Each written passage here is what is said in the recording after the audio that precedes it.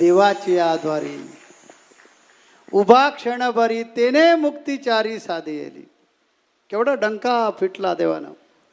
आपल्या ज्ञानेश्वर माऊलीने केवढं निक्षून सांगितलंय की देवाची आद्वारी उभा क्षणभरी तेने मुक्तिचारी साधी येली.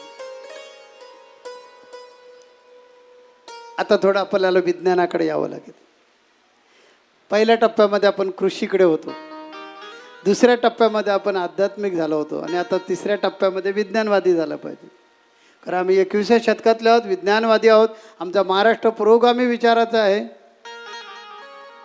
त्यामुळे आमच्या महाराष्ट्रामध्ये अध्यात्म आणि विज्ञान एकमेकाच्या हातात हात घालून चालले पाहिजे.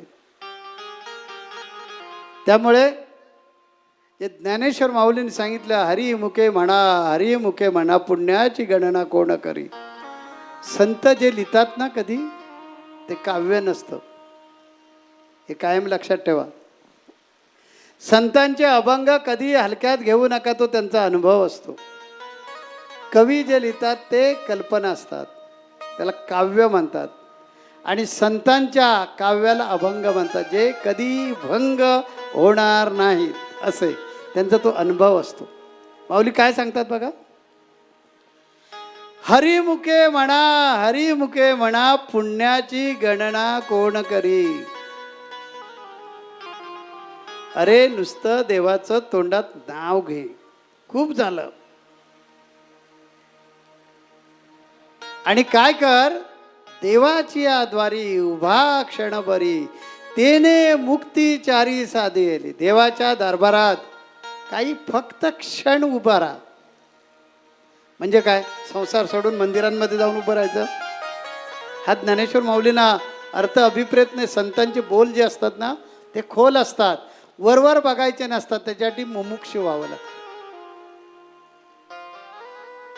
बद्धाला ते कधीच कळणार नाही. अध्यात्मामध्ये 4 प्रकारचे भक्त असतात, बद्ध, मुमुक्षु, साधक आणि सिद्ध. तुमच्यामध्ये ज्यावेळी मुमुक्षुत्व जागृत होईल त्या संतांचे बोल कळतील. माझा एक अभंग आहे, पाप आणि पुण्य सारा होय ब्रह्म, जगशून्यमय देवा जगशून्यमय. वरवर बघितलं तर ते काहीच नाही कळणार. ज्यावेळी तुम्ही मुमुक्षु होऊन त्याच्या आतमध्ये अंतरंगामध्ये घुसाल त्यावेळी ते तुम्हाला कळणार आहे. जाऊ द्या, आपल्या मूळ विषयाकडे व्या. देवाची आद्वारी उभा क्षणभरी तेने मुक्तिचारी साधी येली. कसं काय, कसं शक्य आहे. तर ज्ञानेश्वर महाराजांनी सांगितलं आपल्या अंतरात्म्यामध्ये देव आहे. ज्ञानेश्वर माऊलींनीच केवढा घणघात केला आहे, अंधश्रद्धांवर केवढा मोठा प्रहार केला आहे. ज्ञानेश्वर माऊलींचा एक अभंग आहे, निर्जीव दगडाची काय करशील सेवा, तो तुझं निर्देव देईल काय. कवन्या गुणी भुली पडली गवारा, तीर्थांच्या मायरा नोळखसी. अष्टोत्तर्ष तीर्थे जयाच्या चरणी, तो तुझ्यात हृदय भवनी आत्माराम. देई देव असता जासी नाना तीर्था, चुकलासी आता म्हणे ज्ञानदेव. माऊली काय सांगतात की तुझ्या अंतरंगामध्ये देव आहे, तो शोध. म्हणजे तुला आत्मसाक्षात्कार होईल आणि मग तू म्हणशील की मी देव आहे म्हणून. आपल्या उपनिषदांनी हेच सांगितलं, तत्वमसी. ते तत्व तूच आहेस, बाहेर शोधायला जाण्याची गरज नाही. आपल्यातच देव आहे. जगद्गुरु तुकोबारायांनी ते अजून सोपं करून सांगितलं. जगद्गुरु तुकोबाराय म्हणतात, तुझं आहे तुझं पाशी, परिवेडा जागा चुकलाशी. आपल्यातच देव आहे. मी माझ्या गुरुदेवांच्या तुम्हाला स्वाभिमान आहे म्हणून मी सांगतो, ह्याच्यात गर्व नाही आहे. मी सुद्धा ठणकावून सांगितलं मी देव आहे. जा जगाच्या पाट्यावर कुठेही बस उभा राहा आणि तिथून हाक मार, मी जळी स्थळी काष्टी पाशानी सर्वत्र आहे. कारण मी आत्मा आहे. आत्मा संपूर्ण चराचरामध्ये आहे. जो शरीरात असतो त्याला आत्मा म्हणतात आणि संपूर्ण चराचरात आहे त्याला परमात्मा म्हणतात.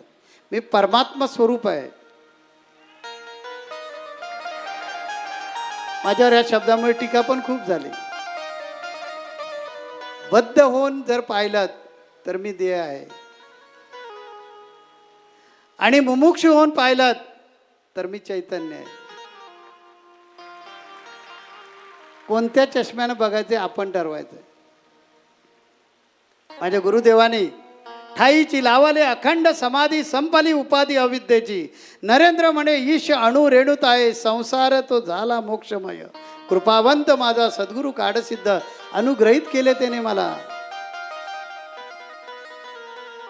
आणि आपल्या जवळची समाधी लावली आणि सांगितलं की तू ब्रह्म आहेस, या चराचरामध्ये मी आहे, मी कुठे नाही अशी जागाच नाही. म्हणूनच मी ठणकावून सांगितलं की अणु रेणू देव आहे. नरेंद्र म्हणे शोधून पाहे, शोध सापडेल तुला. मी एकटाच देव आहे असं नाही, तुम्ही सुद्धा देव आहात.